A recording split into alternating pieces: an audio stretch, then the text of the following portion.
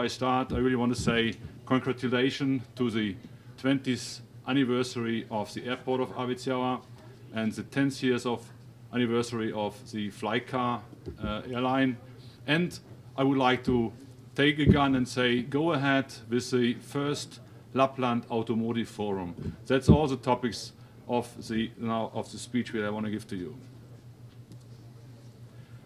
The history, we heard about something, what happens already, but let me summarize it in a few sentences. In 1967, in Arvidsjaur, companies like Mercedes-Benz and Opel did some vehicle testing at that time. Nobody really expected to do anything more, significant more than just doing vehicle testing. At that time, the flight connection between Germany or anywhere in the world were only possible to go to Skellefteå and Luleå. The flight time, or the travel time, from door to door was around 15 to 18 hours. This has been said. Sometimes you had to stay overnight somewhere. That means a really long journey. The lake Vajestrek, located near to Arvidsjaur, was the first lake when ABS development took place, and the company was Saab and Teil1.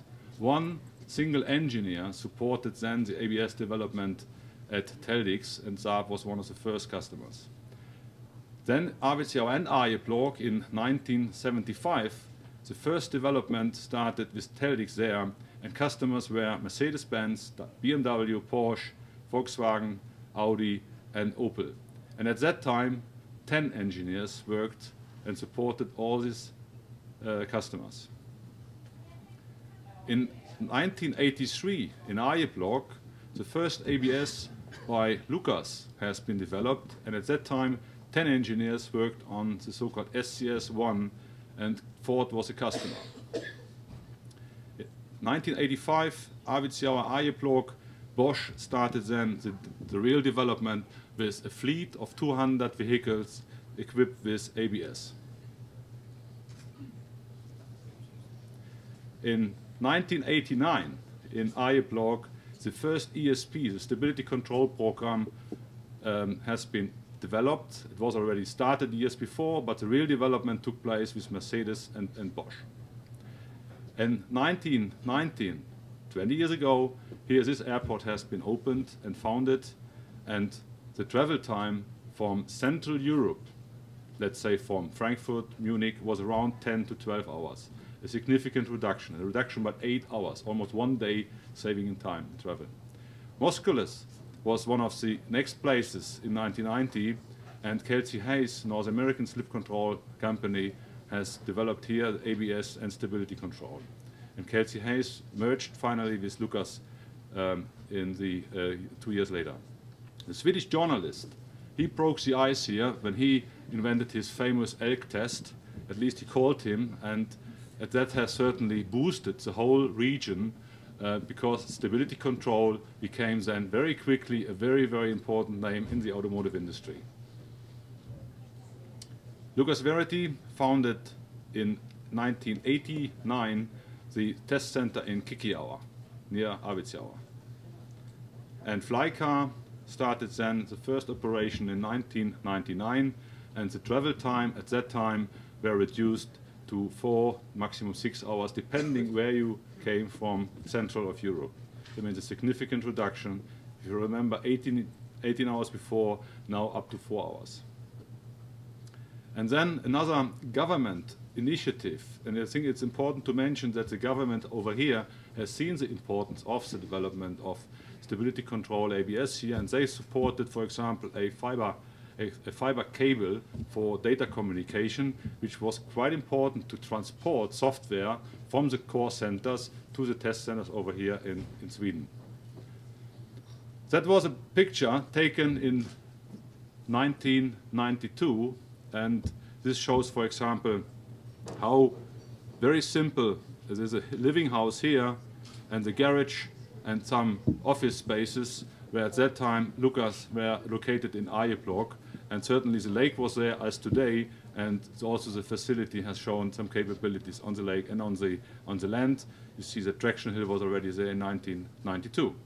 Today, the whole operation, still snow and ice, it still looks the same, but the the importance and the ability in terms of cooled ice in some areas and also heated asphalt in other areas is extremely important. And you see that stability control, for example, the handling tracks right now is a part of the development of ABS and stability control. The garage at that time, if you look to this picture, 1983, and I'm quite sure for those of you, like Mr. Struck, he remembers this time when his technicians, for example, were staying in the garage and it was really simple, it was cold, and it also signals, look, one car, big garage, it was not so much there, but it was really fun and nice to work. In these days, it's a very modern way. The cars are different, certainly, but so you have hoist, you have equipment, you have data measurement systems, you have all networks available, so that's by far easier to work in these days. These were two guys who were one of the first men over here, David Sundström and Alex Anderson. So they have worked on the airport and the vehicle, and both were on frozen ice. Motorcycle. More than 30 years ago, people thought already that ABS should happen as well on motorcycles. And today, ABS on motorcycles is fairly rare. At that time, John Cart from Lucas, he worked on ABS for motorcycle. And he was really a king on ice because he was an artist.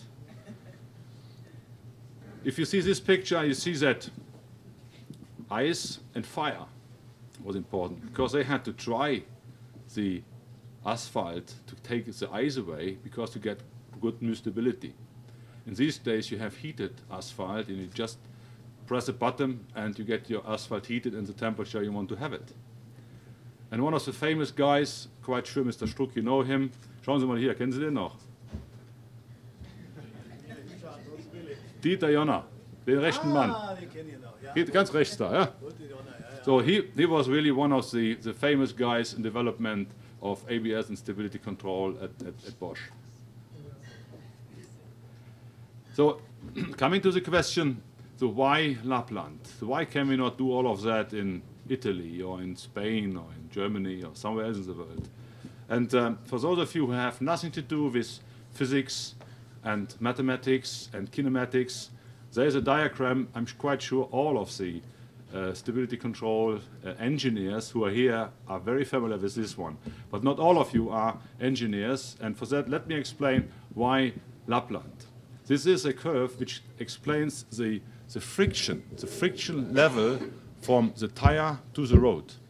And the biggest line, the highest one over there, is, for example, if you have dry asphalt. That means you have a very high friction coefficient.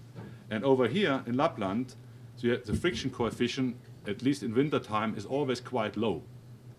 And this is the importance of testing ABS and developing the algorithm and the software for it. Because low friction level gives us the ability of having longer and lower and more constant friction levels. That means to develop an algorithm and to develop a software, a lower level and a constant level is important. And that you find that here in Lapland. And you don't find it in Italy or in some other places. And that's the reason why Lapland is so interesting. Coming to the history, not from the establishment, more from the technology purpose. So what happened over the last 40 years?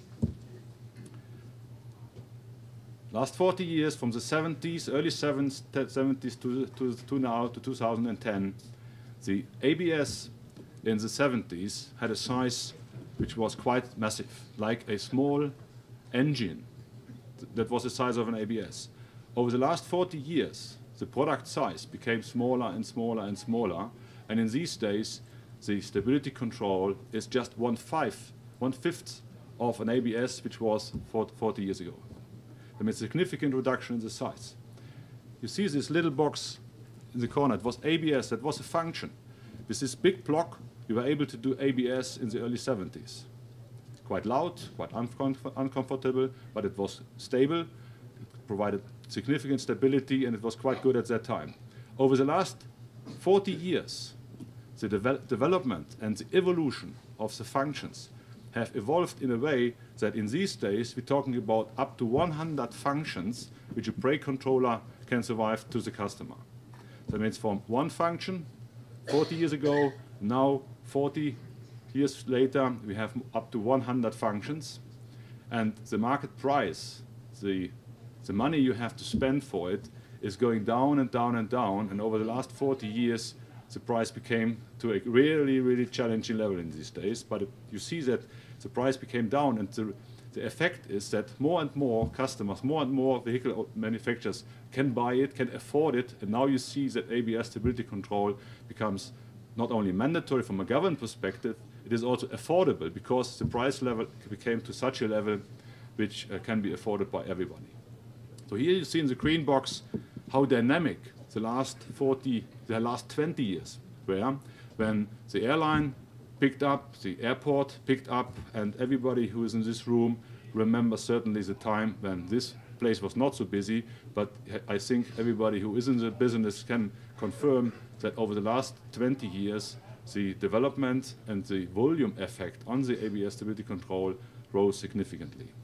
With the development of stability control, the effect is that the algorithm and technology understands and can recognize what's happening in the car and counterbrakes the individual wheel so that the car is stabilized. And you go out of the car, out of the bend, in a quite stable and safe way. And only this function has saved many, many people's life.